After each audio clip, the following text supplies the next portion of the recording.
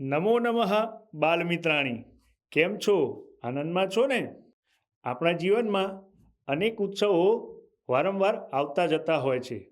આવા ઉત્સવો અને પ્રસંગોના સમયે આપણે એકબીજાને શુભકામનાઓ પાઠવતા હોઈએ છીએ અને વડીલો આપણને આશીર્વાદ પણ આપતા હોય છે. તો આવી શુભકામનાઓને સંસ્કૃતમાં પાઠવીએ તો શું કરવું? એના માટે આજે આપણે આ પાઠ જોઈશું, જેમાં વિવિધ પ્રસંગોએ શુભકામનાઓ સંસ્કૃતમાં કઈ રીતે પાઠવી શકાય એ આપણે શીખીશું. શુભકામના. હા, નવવર્ષસ્ય શુભાશયા. નવવર્ષમ નવોત્સાહમ દદાતુ. દીપાવલ્યાઃ શુભકામનાઃ. જન્મદિનસ્ય શુભકામનાઃ. શતમ જીવ શરદો વર્ધમાનઃ. સફલતાयै અભિનંદનમ. શિવાસ્તે પંથાનઃ. ત્યારબાદ કયા પ્રસંગોએ આપણે શુભકામનાઓ આપીએ છીએ? ફોટો જોઈ તમે સમજી ગયા હશો. લગ્ન હોય અથવા લગ્નની તિથિ હોય, જેને આપણે આમ ભાષામાં એનિવર્સરી કહીએ છીએ, ત્યારે પણ આપણે શુભકામનાઓ પાઠવતા હોઈએ છીએ. ભવતામ વૈવાહિક જીવનમ શુભમયમ ભવતુ. નૂતન વાહનાય શુભકામનાઃ. અને એ સિવાયના બીજા ઘણા પ્રસંગો છે, જેમ કે નૂતન સેવાયૈ શુભકામનાઃ. જ્યારે કોઈને નવો વ્યવસાય કે નોકરી મળી હોય તો આપણે એને શું કહીશું? નૂતન સેવાયૈ શુભકામનાઃ.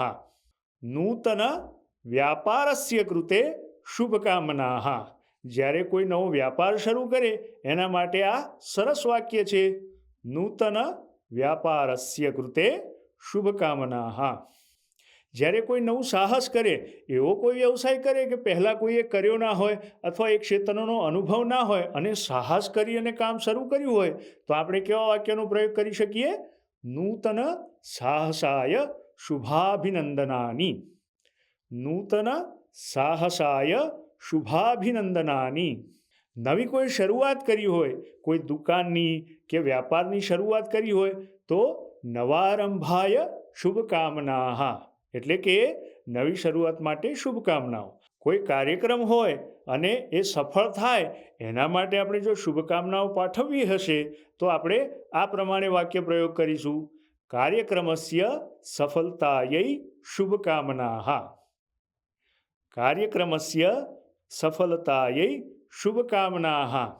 પરીક્ષામાં પણ આપણે એકબીજાને શુભકામનાઓ પાઠવતા હોઈએ છીએ. તો પરીક્ષા પહેલાં આપણે શું કહી શકાય? પરીક્ષાयै શુભકામનાઃ. પરીક્ષાयै શુભકામનાઃ. હવે પરીક્ષા તો આપી દીધી, એનું પરિણામ પણ આવી ગયું. એ વખતે જો આપણે શુભકામના પાઠવવી હોય તો આ વાક્યનો પ્રયોગ થશે. પરીક્ષાયામ ઉત્તીર્ણતાयै અભિનંદનાની. પરીક્ષાયામ ઉત્તીર્ણતાयै અભિનંદનાની. તમે પણ વિદ્યાર્થીઓ છો અને તમારી શિક્ષણ યાત્રા હજી ચાલુ જ છે. એટલા માટે તમારી શિક્ષણ યાત્રા માટે હું કહીશ, શિક્ષણ યાત્રાयै શુભકામનાઃ. અસ્તુ. ધન્યવાદ.